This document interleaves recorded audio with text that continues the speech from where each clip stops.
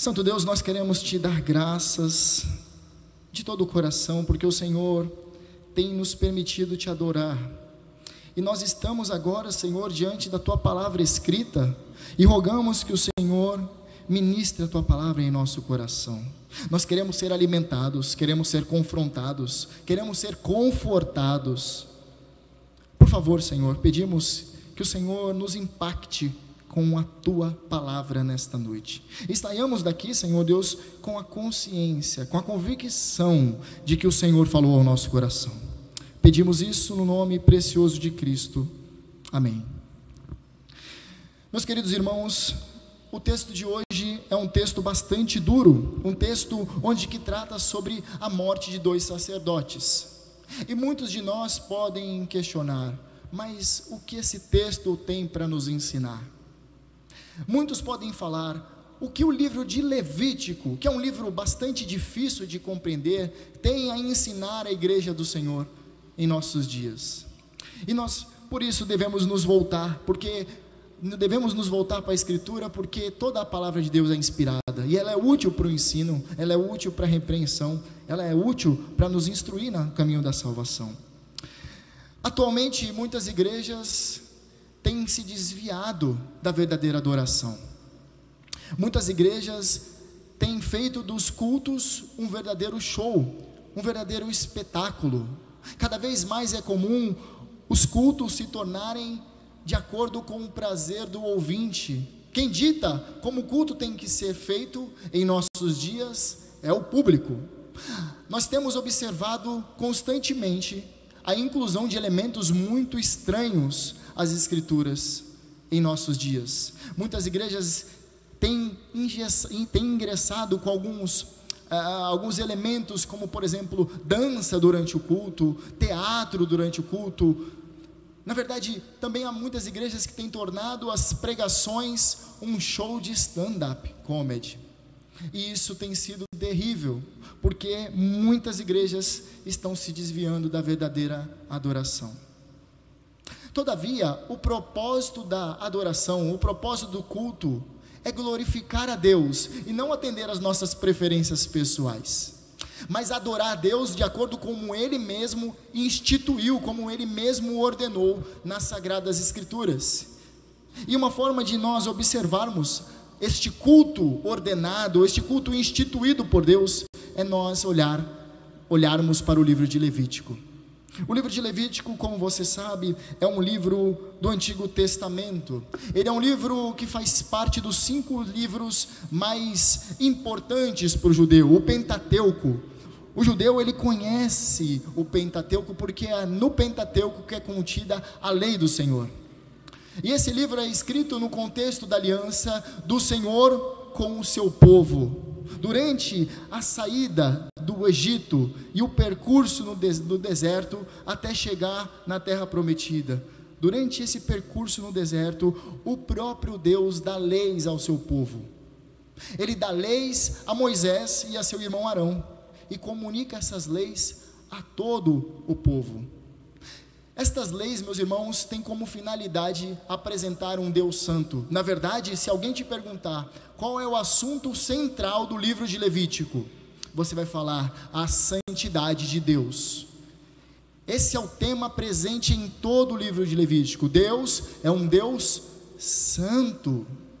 E como consequência, Ele demanda que essa sua santidade seja também despejada a todo o povo. Ou seja, os assuntos mais tratados em Levítico é: Deus é santo, portanto o povo deve ser santo.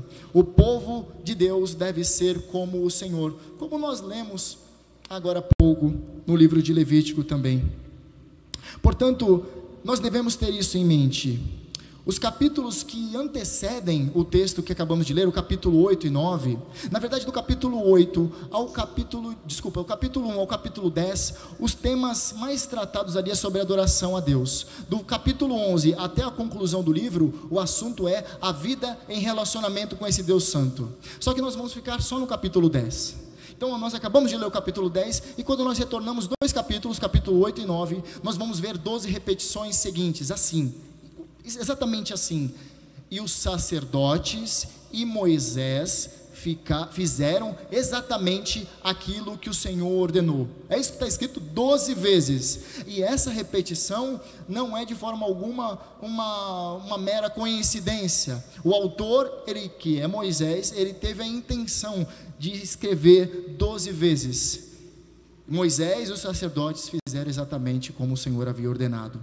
Todavia, quando nós chegamos no capítulo de número 10, há uma ruptura muito abrupta. Está escrito assim, como acabamos de ler: e fizeram como o Senhor não havia ordenado.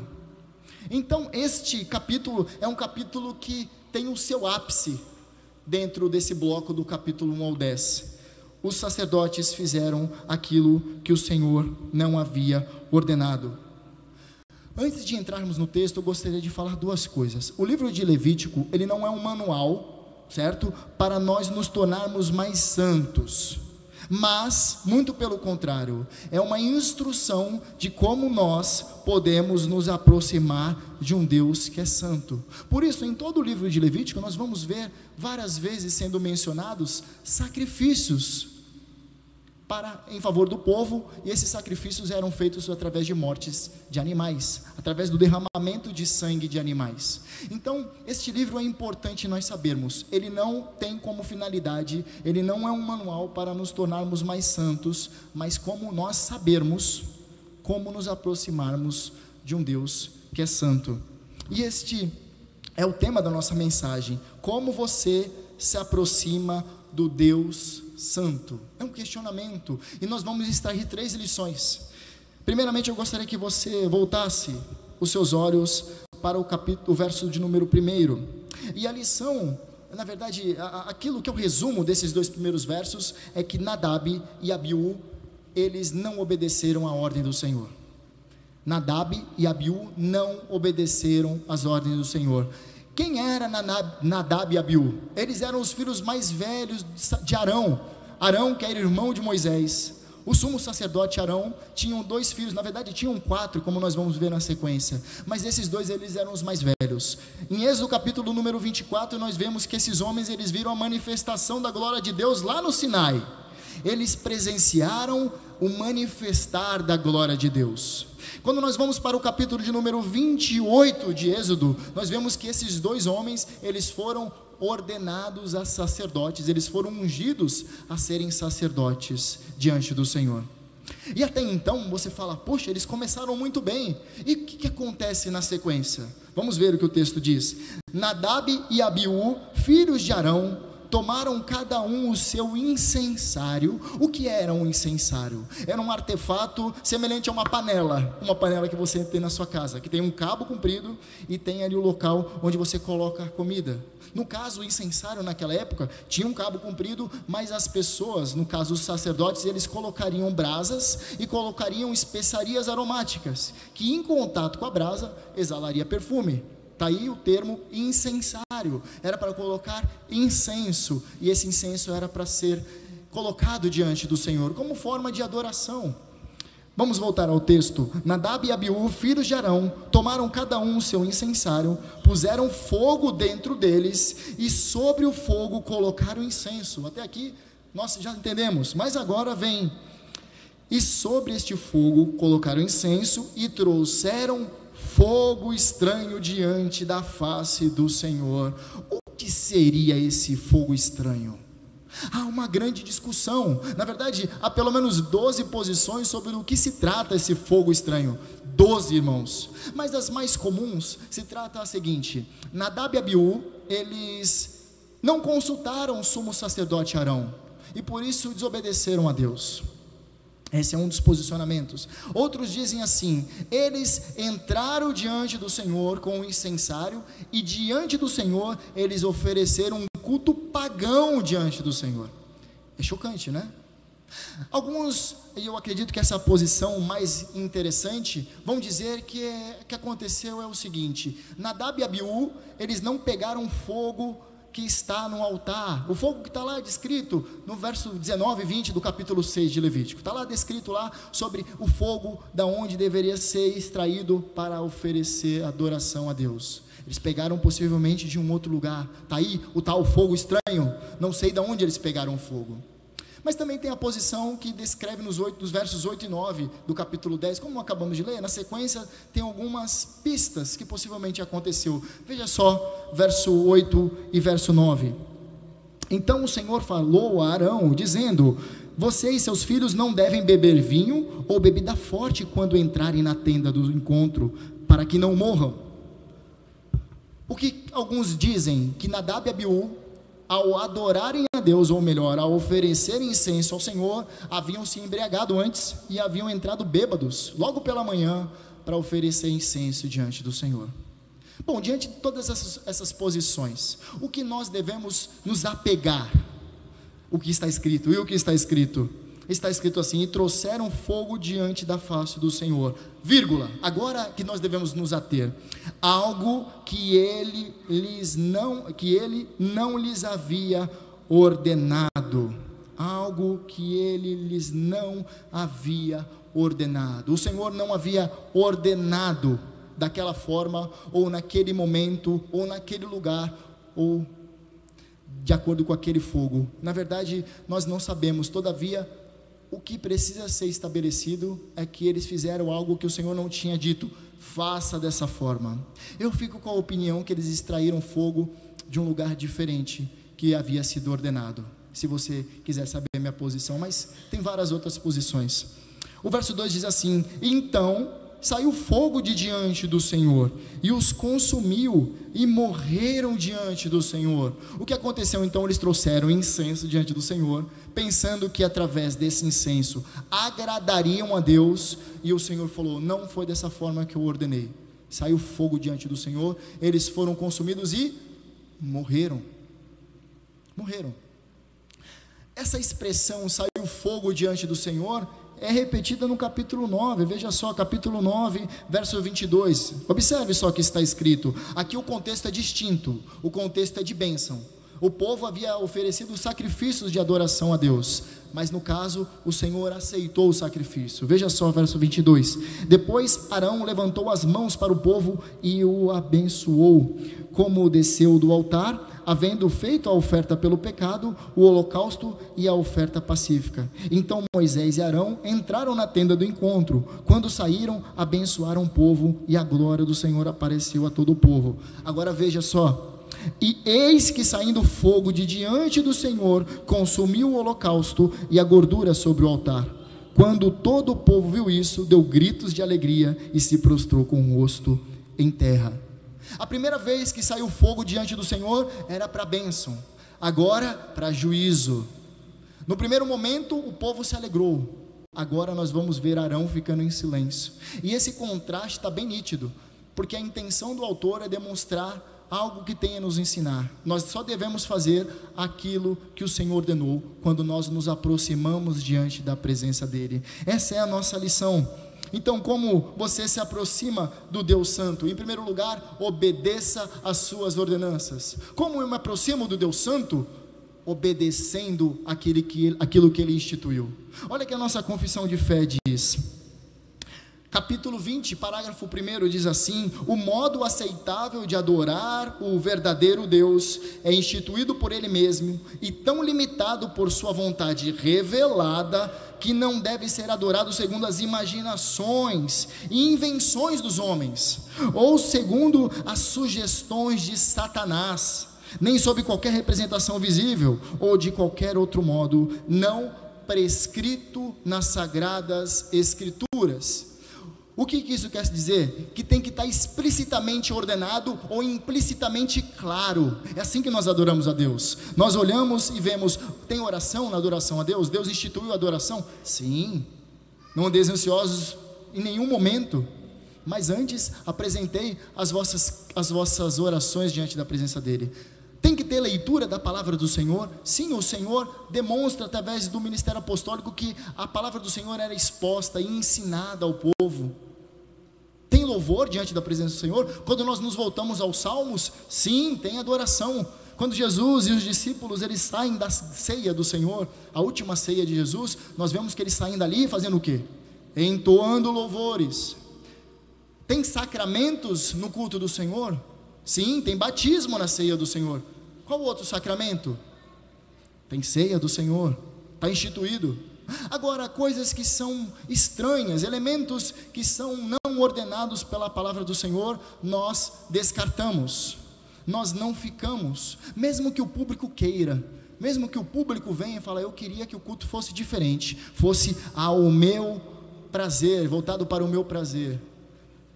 A gente não responde ao povo, a gente adora a Deus, a gente não adora as preferências pessoais do povo, a gente adora o Senhor conforme Ele mesmo instituiu, conforme Ele mesmo ordenou.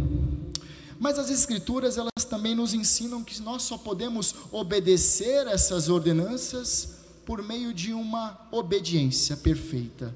Nós não podemos olhar para nós e dizermos, eu vou obedecer a Deus cabalmente, e por conta da minha boa intenção, e por conta dos meus bons esforços, eu posso adorar a Deus da forma como Ele quer. Porque a palavra de Deus nos instrui que só há um caminho para nós nos aproximarmos de Deus, que é Cristo Jesus. Cristo Jesus, Ele foi obediente até a morte, e morte de cruz. Nós nos aproximamos de Deus por conta da obediência perfeita dEle, e não por conta da nossa perfeita obediência. Imagine só, meus irmãos, se dependêssemos da nossa obediência perfeita durante a semana, o culto estaria vazio, não teria ninguém. Mas nós nos aproximamos diante do Deus Santo por conta dos méritos de Cristo Jesus. Nós nos apegamos nos méritos de Cristo Jesus, e assim podemos adorá-lo. As nossas intenções, as nossas ações, por mais bem estabelecidas, pensadas, por mais perfeitas que sejam, elas são totalmente desprezíveis diante do Deus que é santo. Portanto, Nadab e Abiú, eles foram consumidos por não obedecerem às ordenanças deste Deus que é santo. Mas Cristo Jesus, Ele submeteu-se à vontade de Deus e foi obediente até a morte, e morte de cruz. Eu vou usar uma ilustração para você entender como nós podemos obedecer a Deus, para você entender isso aqui. Imagine que você tem o desejo de pular de paraquedas. Alguém tem o desejo de fazer isso? Pular de paraquedas? Então você fala, poxa, eu vou ali no Morro da Asa Delta. Vai ali até o Morro da Asa Delta, chega lá e você fala, eu quero pular de asa delta, eu quero pular de sei lá, paraglider, eu quero pular de algo aí que eu fique flutuando no ar durante um tempo. E aí você vai ser instruído. Primeira coisa, você tem um curso? Ah, não tenho um curso, então você não pode. Você fala, mas eu quero pular. Aí você vai falar, então tem uma forma. Você vai até um instrutor experiente, e você chega diante desse instrutor, você vai pagar uma taxa para ele, e você terá como saltar, preso ao instrutor. E assim você consegue pular de paraquedas. E você vai lá e faz, aprende algumas coisas, e depois salta com ele. Na sua percepção, você saltou de paraquedas, mas não contando com a sua habilidade, nem com a sua experiência, nem com as instruções que você tem, que te enche de conhecimento. Muito pelo contrário, é por conta daquele instrutor experiente que você consegue pular. Da mesma forma, nós só conseguimos obedecer a Deus mediante a Cristo Jesus. Nós, unidos a Cristo Jesus, nós podemos obedecer a Deus, não por conta dos nossos méritos, mas por conta dos méritos desse irmão mais velho nosso, Cristo Jesus.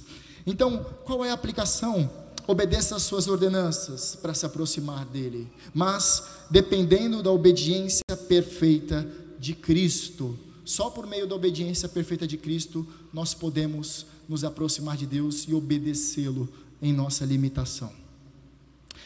O verso de número 3, há aqui uma interpretação do juízo de Deus à luz da santidade dele. E Moisés tem o difícil dever, ou a difícil função de chegar diante do pai dos meninos que morreram lá e explicar o que aconteceu. Veja só o que está escrito. E Moisés disse a Arão, isto é o que o Senhor disse. Olha só o que o Senhor disse: mostrarei a minha santidade naqueles que se aproximam de mim, e serei glorificado diante de todo o povo. Porém, Arão se calou. Nadab e Abiú, eles foram irreverentes, eles não obedeceram ao Senhor, e como consequência, eles receberam juízo. Agora, a frase que o Senhor diz a Moisés, e Moisés disse a Arão, tem alguns elementos importantes. Veja só, isto é o que o Senhor disse: mostrarei a minha santidade naqueles. Ou seja, o termo santidade significa o quê? Santidade ou melhor, o termo santo, ele pode ser melhor definido da maneira que todos nós conhecemos: separado, distinto, consagrado. Isso significa santo. Agora, quando nós falamos sobre a santidade de Deus, é algo que foge um pouquinho da nossa, não é? Deus, ele é chamado de santo, santo, santo em Isaías, capítulo de número 6, e capítulo 6 de Isaías é uma boa maneira de nós entendermos o que significa a santidade de Deus. O termo santo, santo, santo, a repetição do termo kadosh, kadosh, kadosh no hebraico, tem a ideia de demonstrar o superlativo no hebraico. É como se o autor quisesse dizer: santíssimo é o Senhor dos exércitos. Então por isso ele coloca santo, santo, santo. Então faz Deus bem distinto de nós, pois nós não somos santo, santo, santo, nem santíssimos. Nós somos chamados de santos por conta de Cristo Jesus, mas nunca de santíssimos. Isso faz Deus muito distinto de nós. Mesmo que nós busquemos a santidade, mesmo que nós nos separemos do pecado, sempre haverá uma mancha de pecado em nós.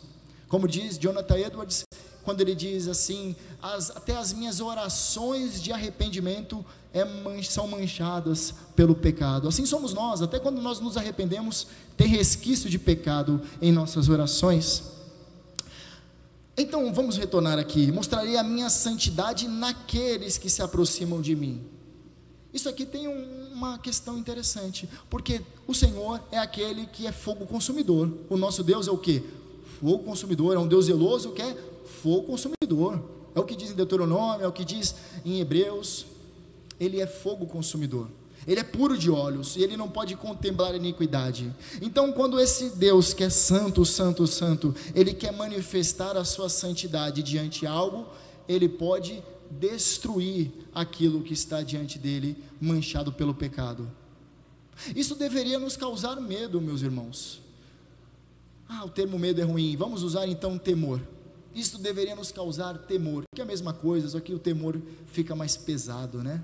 Nós precisamos ter temor diante da presença de Deus, precisamos ser reverentes diante da santidade do Senhor.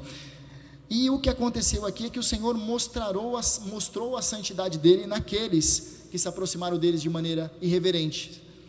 E agora ele diz que será glorificado diante de todo o povo, ou seja, todo o povo honraria a Deus. Vocês lembram o capítulo 9, como acabamos de ler? Como foi o primeiro resultado? Se alegraram, cantaram de alegria. Agora, como esse povo honraria ou glorificaria o Senhor? Chorando, pranteando, porque não por conta da justiça de Deus que foi perfeita, derramada sobre aqueles homens, mas porque o Senhor, ele se compadece da vida humana, e ele permite que aqueles homens chorem, não por conta da justiça, mas por conta do pecado. Nós vemos então que Arão, ele se cala, e aqui nós podemos extrair uma outra lição: reverencie a santidade de Deus. Então, como nos aproximar do Deus Santo? Em primeiro lugar, obedeça às suas ordenanças. Em segundo lugar, reverencie a sua santidade. E reverenciar a santidade de Deus é algo que devemos fazer, porque a santidade do Senhor nos inspira reverência. Como eu disse, o nosso Deus, ele é zeloso, ele é fogo consumidor, e ele é tão puro de olhos que não aceita iniquidade diante dele. E embora Cristo tenha nos concedido privilégios incomuns, nós devemos continuar mantendo reverência diante do Senhor. Agora, uma coisa para nós pensarmos: muitos de nós, durante o culto ao Senhor, nós não reverenciamos a santidade de Deus. Muitos de nós, durante o culto ao Senhor, estamos no celular, mandando mensagem. Muitos de nós, durante o culto ao Senhor, estamos vendo se o nosso time está ganhando ou está perdendo. Muitos de nós, durante o culto ao Senhor, numa primeira oportunidade, pensa em outra coisa, deixa a mente flutuar para outras questões, e não damos ouvidos àquilo que está sendo pregado, e também não prestamos de forma reverente no culto. Isso aqui é uma tragédia. Então, portanto, nós precisamos reverenciar a santidade de Deus. Todavia, há uma boa notícia aqui: ao nos aproximarmos de Deus, nós não seremos consumidos pelo fogo do juízo. Por quê? Porque Cristo recebeu a ira que era para nós recebermos. Se dependêssemos da nossa reverência, certamente nós morreríamos. Mas o que aconteceu? Cristo assumiu nosso lugar e a ira de Deus foi derramada sobre ele. Deixa eu usar uma ilustração. Em meados do final do século XIX, houve um grande incêndio no oeste dos Estados Unidos. E havia um grupo de pioneiros que estavam rumando ao horizonte. Um dia atrás eles haviam passado por um riacho, mas agora eles estavam caminhando, um grupo grande com crianças, homens e mulheres, e eles olharam o horizonte tomado pelo fogo. E eles falaram: não dá para voltar para o riacho, o que a gente faz agora? Um teve uma brilhante ideia, falou assim: vamos atear fogo atrás de nós, toda essa área aqui nós vamos atear fogo. Então tinha alguns gravetos, algumas folhagens ali, e eles atearam fogo. E a ideia foi o seguinte: quando o fogo vier lambendo todo o horizonte, nós vamos nos posicionar onde o fogo já passou. Por quê? Porque o fogo não vai ter o que queimar, então nós vamos nos posicionar ali, e o fogo vai passar adiante. Não é que a ideia deu certo? Eles se posicionaram no lugar onde já havia sido queimado, e o fogo passou, lambendo tudo, e eles conseguiram se salvar. Por que eu estou usando essa ilustração? Nós devemos nos posicionar em Cristo Jesus. Quando nos aproximamos de Deus, nós devemos estar em Cristo Jesus, porque Ele já recebeu o fogo da ira de Deus em nosso lugar. Portanto, o julgamento que nos caberia para nossa condenação foi derramado no Filho de Deus. Aquele que não tinha pecado se fez pecado para que nos tornássemos justiça de Deus. Então, reverencie a santidade de Deus, todavia confiando que nós não seremos consumidos. Por quê? Pois o Filho de Deus, Cristo Jesus, foi consumido em nosso lugar. Agora nós vamos para a nossa terceira e última aplicação. Veja só o verso de número 4. Então Moisés chamou Misael e Eusafã, filhos de Uziel, tio de Arão, e disse-lhes: venha e tirem os seus parentes de diante do santuário e levem-nos para fora do arraial. Chegaram-se, pois, e os levaram nas suas túnicas para fora do arraial, como Moisés tinha dito. Aqui nós vemos as instruções de Moisés após o juízo. Verso de número 6, continua dizendo: Moisés disse a Arão e aos seus filhos Eleazar e Itamar: não deixem os seus cabelos sem pentear. Dependendo da tradução, não desgrenhem os seus cabelos. A ideia é: não demonstre que você está abalado por meio dos seus cabelos, não fique descabelado. Agora ele complementa: nem rasguem as suas roupas. O que uma coisa tem a ver com a outra? Não deixe o cabelo, não fique descabelado e não rasgue a sua roupa. Se separado a gente ficaria em dúvida, mas quando unidas essas duas ideias, essas duas ordens, nós sabemos que Moisés está dizendo aos filhos de Arão e a Arão é que eles não deveriam demonstrar luto, eles não deveriam demonstrar tristeza diante da morte de Nadab e Abiú. Eles não deveriam demonstrar de forma alguma entristecimento, porque ao rasgarem as suas vestes e deixarem o cabelo bagunçado, eles estariam demonstrando desespero, uma tristeza. E por que o Senhor disse isso? Você pode perguntar, você pode questionar: nossa, mas Deus, ele foi muito mal aqui, né? Deus, ele foi muito cruel com eles. Eles não poderiam prantear. Por quê? Porque os sacerdotes, eles eram os representantes de Deus diante do povo, e como representantes de Deus diante do juízo, diante da justiça correta do Senhor, eles não deveriam demonstrar que estavam tristes com a justiça perfeita de Deus. Por isso eles não poderiam falar. Mas o Senhor, ele permite que o restante do povo chore e pranteie. Veja só: para que vocês não morram, nem venham grande ira sobre toda a congregação, mas os seus irmãos, toda a casa de Israel, poderão lamentar o fogo que o Senhor causou. Ou seja, o Senhor, ele demonstra empatia com a vida humana. Ele permite que o povo lamente, mas todavia, se Arão e os seus filhos fizessem isso, o Senhor traria morte sobre eles e desgraça sobre todo o arraial. O verso 7 conclui assim, como uma outra última ordem: não se afastem da porta da tenda do encontro, para que vocês não morram. Isso aqui demonstra que o sacerdote, ele tinha uma função de ser separado. Ele era alguém completamente distinto da congregação, do restante do povo, porque, como eu disse, ele é um representante de Deus diante do povo. Ele diz assim ao final: porque sobre vocês está o óleo da unção do Senhor. Sim, eles haviam sido ordenados como sacerdotes. E conclui: e fizeram conforme a palavra de Moisés. Se para nós nos aproximarmos do Deus Santo, primeiramente nós precisamos obedecer às suas ordenanças, em segundo lugar nós precisamos reverenciar a sua santidade, qual é a terceira aplicação? Reconheça a sua graça. Essa é a aplicação.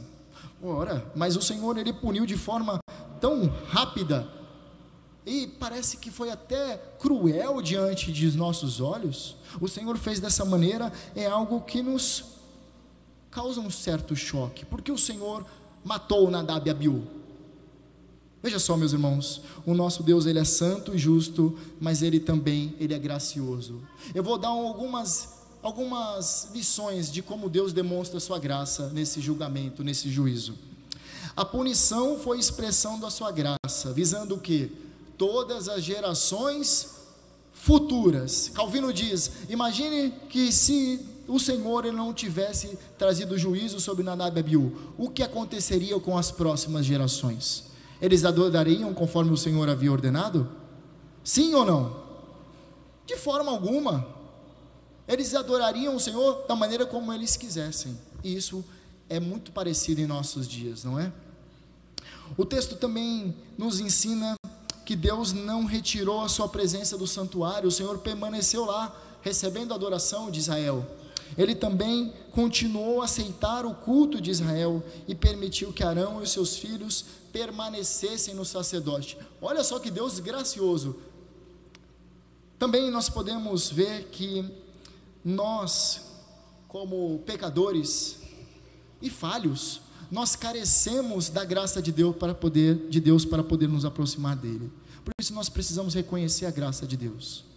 Algumas coisas nós podemos pensar: o Senhor ordenou de uma forma e muitos querem fazer de outra.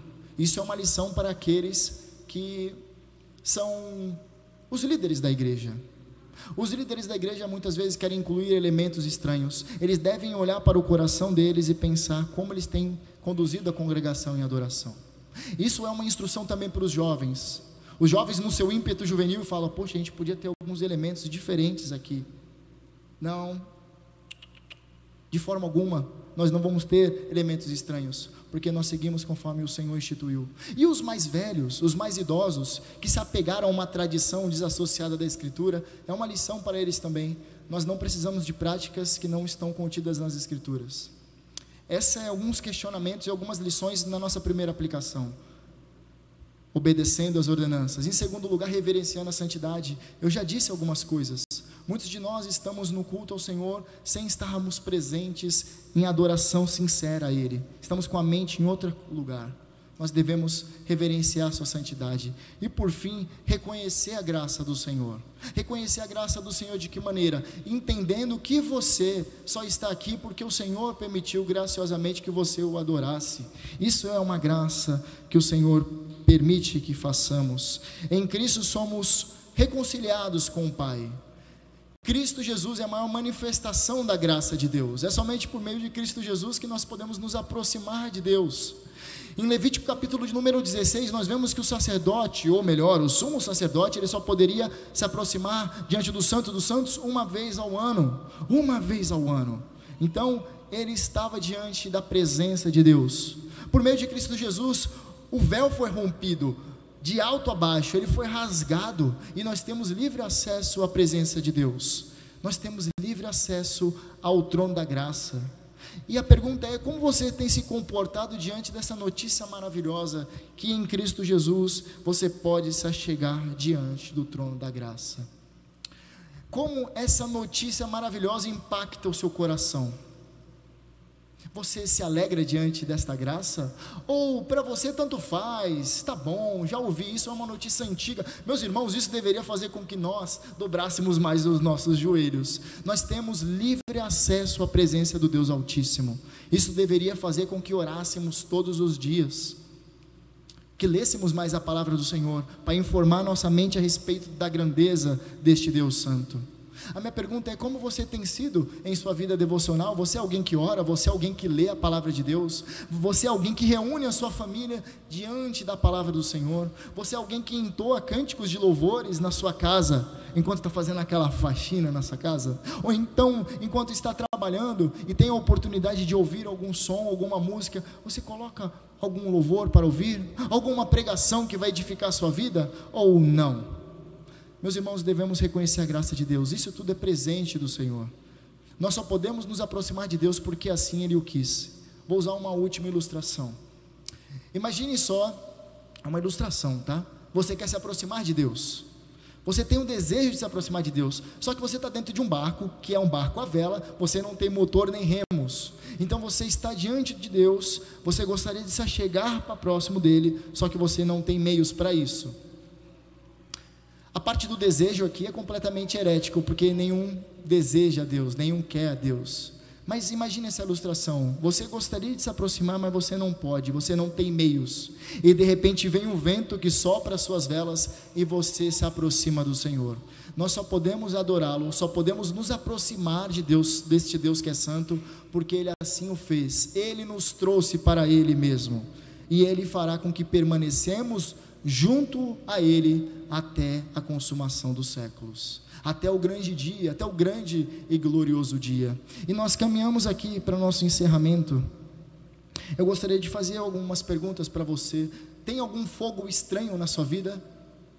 Às vezes o fogo estranho é o pecado que está escondido. Às vezes, como eu disse pela manhã, às vezes é a pornografia que você tem consumido. E se sua esposa descobrir, ela nunca te perdoará. Quando ela pegar o seu celular e ver o que você tem assistido, você vai ficar constrangido, exposto diante dessa vergonha. Mas às vezes pode ser um casinho que você tem tido com um rapaz lá do seu trabalho, tem flertado, você, mulher comprometida, tem olhado para um rapaz e falado: puxa, quem me dera. E de repente você consuma o ato, você trai o seu marido, e vai acontecer o quê? Os seus filhos, possa ser que eles nunca te perdoem por isso. Que tragédia seria.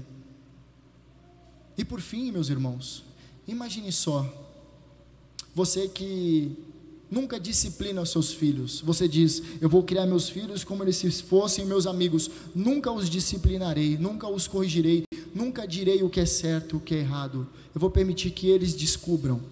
Uma hora a conta vai chegar, e aí vai ser tarde demais. Vai ser tarde demais. Eles têm que saber o que é certo e errado desde agora. Essas coisas eu tenho dito porque tem que alertar a nós. O que é o seu fogo estranho? Às vezes é algo muito pior que eu não mencionei, mas hoje é dia de arrependimento, hoje é dia de restauração, hoje é dia de nos relacionarmos com Deus da maneira correta, e nós temos essa oportunidade. Eu gostaria também de fazer algumas lembranças a nós. No céu, meus irmãos, não haverá mais fogo estranho, não haverá mais presença de pecado, e nós devemos olhar para esse culto perfeito que está diante de nós, onde nós adoraremos ao Senhor sem mais as amarras do pecado. Não haverá mais diabo para nos lançar dardos, nos acusar, não haverá mais pecado para nos aprisionar, não haverá mais mundo para nos enredar. Nós estaremos eternamente diante do Senhor, adorando este Deus que é santo, santo, santo. Você deseja fazer parte dessa adoração eterna? Curve sua cabeça, nós vamos orar e vamos nos arrepender daquilo que tem nos prendido. Às vezes o nosso fogo estranho tem nos assolado e tem nos deixado com um cheiro de queimado, mas pela graça do Senhor, hoje é noite de perdão, de restauração, de recomeço. Santo Deus, eterno Pai, nós nos aproximamos de Ti sem nada em nossas mãos, apenas confiando nos méritos de Cristo Jesus. Nos aproximamos diante do Senhor, reverenciando a Sua santidade, mas confiando que Cristo, Ele sim assumiu o nosso lugar de punição, e portanto nós não seremos consumidos. Nós chegamos diante do Senhor reconhecendo a Tua graça, reconhecendo principalmente a manifestação suprema da tua graça, ao enviar Jesus Cristo para morrer em nosso lugar e restaurar o relacionamento que havia sido perdido no Éden. Nós temos livre acesso à tua presença, Deus, e por isso te damos graças. Nós queremos pedir perdão dos nossos pecados e rogamos que o Senhor nos ajude a vencer as tentações, as ciladas de Satanás e caminharmos em santidade neste mundo, para que sejamos luz para os perdidos, para que sejamos sal nesta terra tão degradada. Pedimos isso, Senhor, nos ajuda pelo poder do teu Espírito, em nome de Cristo Jesus. Amém e amém.